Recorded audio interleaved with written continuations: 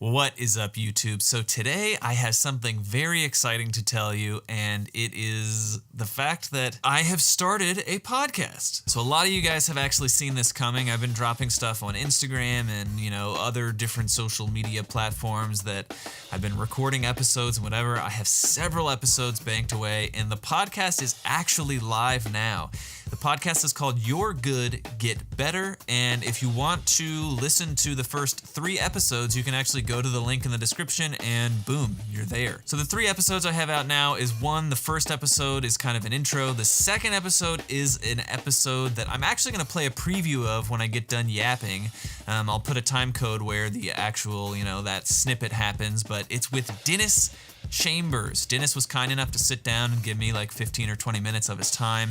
Nicest guy ever. He's literally my favorite drummer ever, so it was really exciting for me to get to sit down and talk with him for a while. So that's episode 2. And then the third episode I have up there is with my good buddy Steven Taylor, and me and him go through our top 3 favorite drummers of all time. So let me roll a snippet of this Dennis Chambers interview. And just know, those episodes are live now. The podcast is live now. I'm not totally sure on a bi-weekly upload schedule, so be on the lookout, but I would love for you to subscribe on iTunes, Apple Podcasts, or save it to your Spotify podcast so that you can see it on Spotify when every new episode comes out. But it is live now, so in the description there are links where you can subscribe to whatever platform you listen on, and the remainder of this video is just going to be a snippet of my conversation with Dennis Chambers. Listen to the podcast and check it out on any of those actual podcast platforms to see the whole interview, but here's a little snippet with me and Dennis Chambers.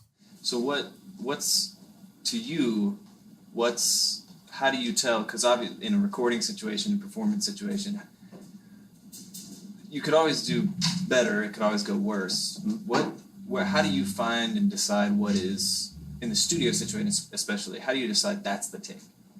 Sometimes you don't get to, but when you do. I normally don't get a chance to say what's the take. When I work with John Schofield, or John McLaughlin, we agree on what's the take, and sometimes it all end up on the artist, what he feels, right. What's the take, based upon on what he played. Mm-hmm. So, but with George, George give you a choice, yeah, and it's very seldom you run across musicians like that. Yeah. Yeah.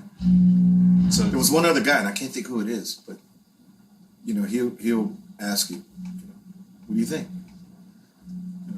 And do you like being the decider, or do you like just giving it your all, and then they work? Well, for me, it's like I work for whoever I'm working for.